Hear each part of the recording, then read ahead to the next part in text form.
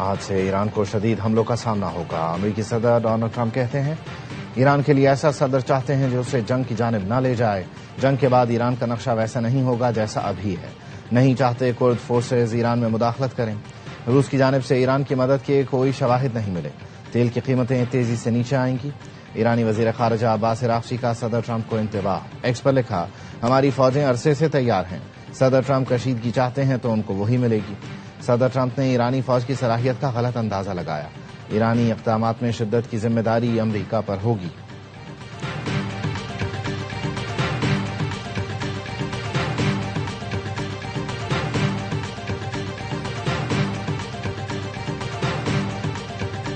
اسرائیل اور امریکہ کے ایران پر حملوں میں شدت آ گئی۔ تہران دھماکوں سے گونج اٹھا۔ اصفہان اور دیگر شہروں پر تازہ بمباری میں 11 افراد شہید۔ اسرائیل کا کہنا ہے حملوں میں فوجی اڈوں، میزائل لانچرز اور پاسداران انقلاب کی تنصیبات کو نشانہ بنایا۔ آئل ڈپو اور ریفائنری پر حملہ کیا۔ قدسیہ کے آئل ڈپو میں خوفناک آگ بھڑک اٹھی۔ کوہاک اور شہران میں تیل کے ڈپو کو نشانہ بنایا۔ ایران میں فیول سٹوریج کمپلیکس پر حملے کیے جس کا مقصد ایندھن کے ان ذخائر کو نشانہ بنانا تھا جنہیں ایرانی فوج استعمال کرتی ہے۔ اسرائیل کا تہران میں پاسداران انقلاب کا ایئر ڈیفنس کمانڈ سینٹر تباہ کرنے کا دعویٰ۔ بیلسٹک میزائلوں کی تیاری اور لانچنگ کے لیے استعمال ہونے والی سائٹ پر بھی حملے۔ قدس فورس کے جنگی سامان کے گودام تباہ کر دیے۔ ایرانی حکام کا کہنا ہے اسرائیل مسلسل شہری آبادی کو نشانہ بنا رہا ہے۔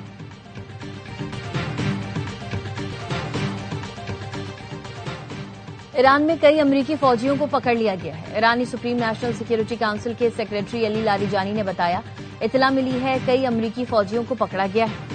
امریکیوں کا دعویٰ ہے ان کے فوجی کارروائی میں مارے گئے ہیں۔ امریکہ کی جانب سے سچائی چھپانے کی کوششیں کام نہیں آئیں گی۔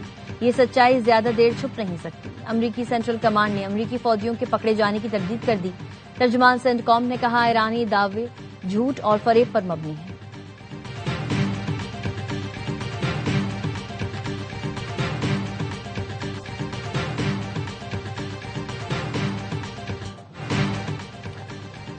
امریکی صدر ڈونلڈ ٹرمپ کا آج ایران پر شدید حملوں کا اعلان۔ کہا ایران کے لیے ایسا صدر چاہتے ہیں جو اسے جنگ کی طرف نہ لے جائے۔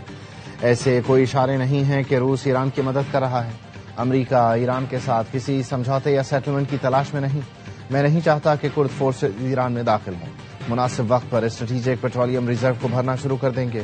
صدر ٹرمپ کی برطانوی بحری بیڑے مشرق وسطی میں بھیجنے پر کیئر سٹارمر پر تنقید۔ کہا اب برطانیہ کے طیارہ بردار جہازوں کی ضرورت نہیں رہی۔ امریکہ پہلے ہی جنگ جیت چکا ہے۔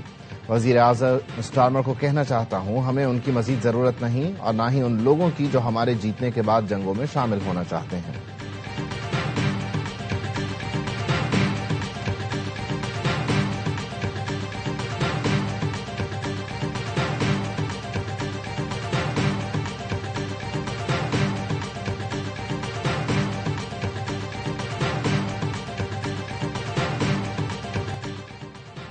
خلیج تعاون کونسل نے بحرین اور کویت پر مسلسل ایرانی حملوں کو خطرناک جارحیت قرار دے دیا۔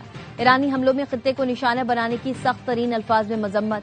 خلیج تعاون کونسل کے سیکریٹری جنرل جاسم محمد البدوئی نے کہا ہے کہ ایرانی حملے علاقائی سلامتی اور استحکام کو خطرے میں ڈال رہے ہیں۔ حملوں میں اہم سہولتوں اور بنیادی ڈھانچے کو نشانہ بنانا بین الاقوامی قوانین اور چارٹرز کی ناقابل قبول خلاف ورزی ہے۔ تمام خلیجی ممالک بحرین اور کویت کے ساتھ کھڑے ہیں۔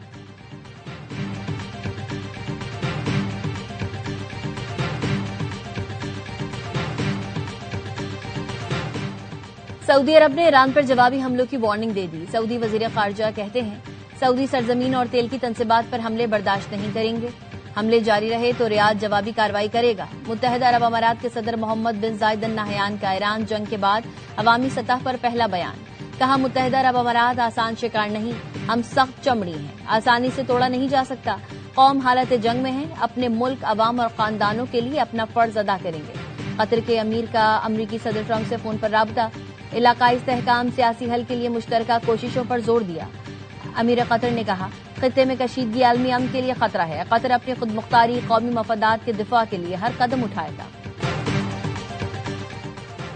چین کا ایران پر حملے فوری روکنے کا مطالبہ۔ چینی وزیر خارجہ وانگ ای کا کہنا ہے ایران کے خلاف امریکہ اور اسرائیل کی جنگ کبھی نہیں ہونی چاہیے تھی۔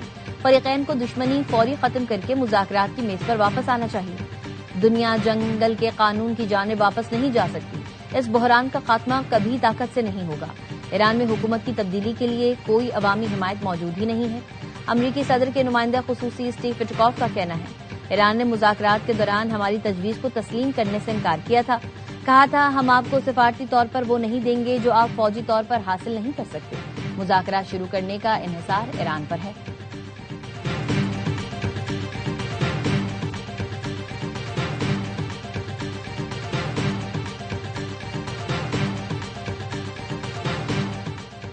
بڑے پیمانے پر جنگ بھی ایرانی رجیم کو نہیں ہٹا سکتی۔ امریکی انٹیلیجنس کو ایران جنگ میں مقاصد میں ناکامی کا خدشہ۔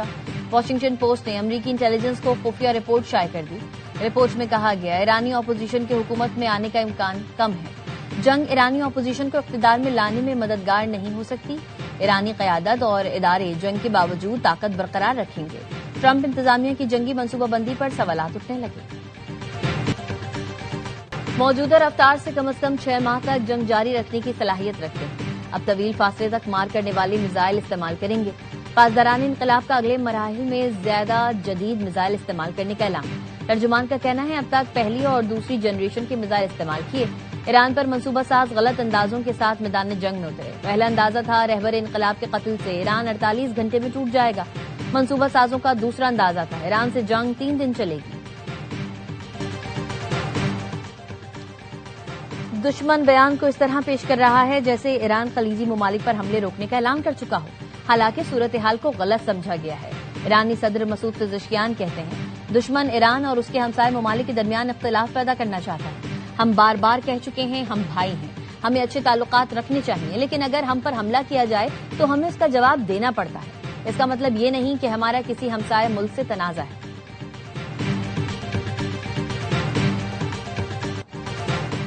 نئے ایرانی سپریم لیڈر کے انتخاب کے لیے ایران کی مجلس خبرگان رہبری کا اجلاس آج ہونے کا امکان۔ ایرانی میڈیا کے مطابق رکن اسمبلی آیت اللہ مظفری نے بتایا 24 گھنٹوں کے اندر اجلاس ہوگا جس میں نئے سپریم لیڈر کے انتخاب پر غور ہوگا۔ سیاسی اور سیکیورٹی صورتحال پر بھی بات ہوگی۔ برطانوی خبر رساں ادارے کے مطابق تہران نے نئے سپریم لیڈر کے انتخاب کے لیے اقدامات تیز کر دیے۔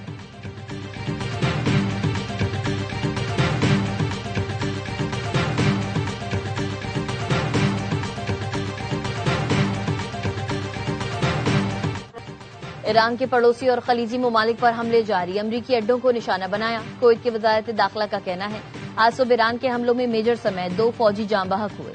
کویت نے بین الاقوامی ہوائی اڈے پر بھی ڈرون حملے کی تصدیق کر دی۔ دبئی میں میزائل کا ملبہ گاڑی پر گرنے سے پاکستانی ڈرائیور جاں بحق ہو گیا۔ حملہ روکنے کے لیے فضائی دفاعی کارروائی کے دوران ملبہ گاڑی پر گرا۔ ایران نے گزشتہ روز متحدہ عرب امارات پر 16 بیلسٹک میزائلز اور 121 ڈرونز فائر کیے۔ عراقی دارالحکومت بغداد میں امریکی سفارت خانہ پر راکٹوں سے حملہ کیا گیا۔ الجزیرہ کا کہنا ہے بغداد میں امریکی سفارت خانے پر 4 راکٹس فائر کیے گئے۔ اربیل میں بھی دھماکے سنے گئے۔ سعودی عرب نے اپنی فضائی حدود میں 15 ڈرونز کو تباہ کیا۔ سعودی وزارت دفاع کا کہنا ہے ایران نے ڈپلومیٹک انکلیو کو ڈرون سے نشانہ بنایا۔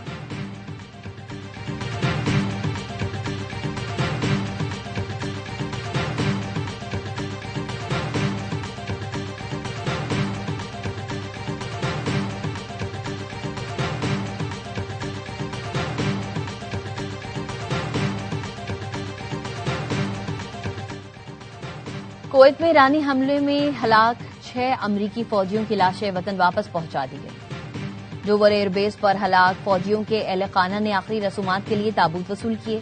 صدر ٹرمپ، میلانیا ٹرمپ، نائب صدر جے ڈی وینس کی تقریب میں شرکت۔ صدر ٹرمپ اور میلانیا ٹرمپ نے ہلاک فوجیوں کے اہل خانہ سے ملاقات کی۔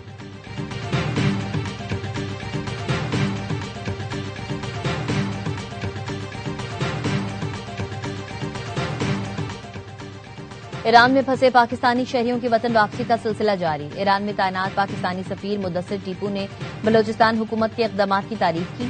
کہا ایران سے طلباء، سیاح، تاجروں سمیت 850 پاکستانی واپس وطن پہنچے جو بحفاظت اپنے گھروں کو پہنچ گئے۔ شہریوں کی واپسی حکام کی بہترین ہم آہنگی کی عکاس ہے۔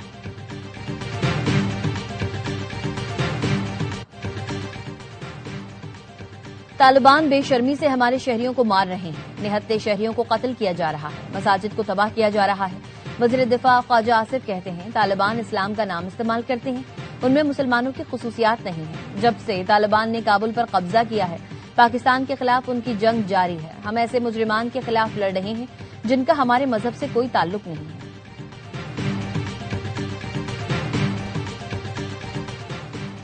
وزیراعظم شہباز شریف کی صدر نون لیگ نواز شریف سے ملاقات، ملکی معیشت کی صورتحال سے آگاہ کیا۔ وزیراعظم نے کہا عالمی مارکیٹ میں تیل کی قیمت بڑھنے پر یہاں قیمتیں بڑھانا پڑی، عوام کو ریلیف دینے کی کوشش کر رہے ہیں۔ نواز شریف نے کہا غریبوں کی مشکلات کم کرنے کے لیے مزید اقدامات کریں۔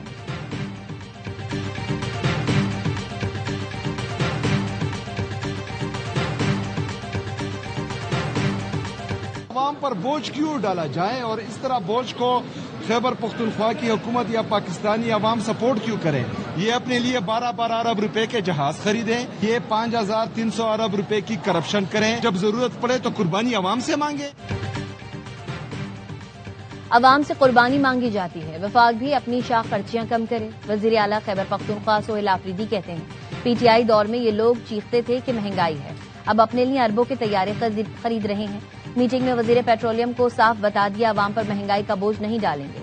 وفاقی وزارت کی خیبر پختونخوا حکومت کو فیول سپلائی کی صورتحال پر بریفنگ، وزیر اعلیٰ، مشیر خزانہ، چیف سیکریٹری اور دیگر حکام شریک تھے۔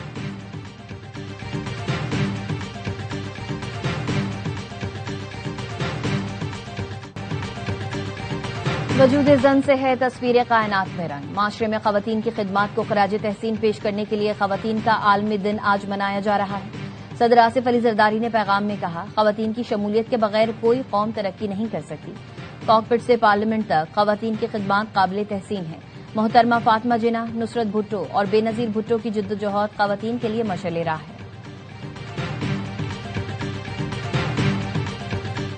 26 لاکھ آبادی والے شہر پشاور میں خواتین کے لیے صرف ایک پولیس اسٹیشن، شہر کے 35 تھانوں میں خواتین ملزمان کو اسی تھانے میں لایا جاتا ہے۔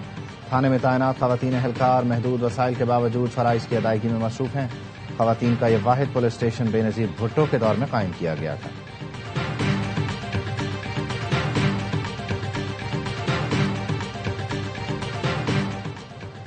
شیخوپورہ میں لاہور روڈ نبی پور سٹاپ کے قریب ٹرک کی ٹکر سے موٹر سائیکل سوار 3 افراد جاں بحق، 1 زخمی۔ جاں بحق افراد کی شناخت عارف، ناصر اور بلال کے نام سے ہوئی، زخمی کو اسپتال منتقل کر دیا گیا۔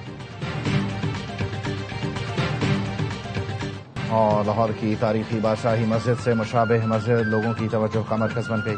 فیصل آباد کی زرعی یونیورسٹی میں قائم مسجد 1968 میں بنائی گئی تھی۔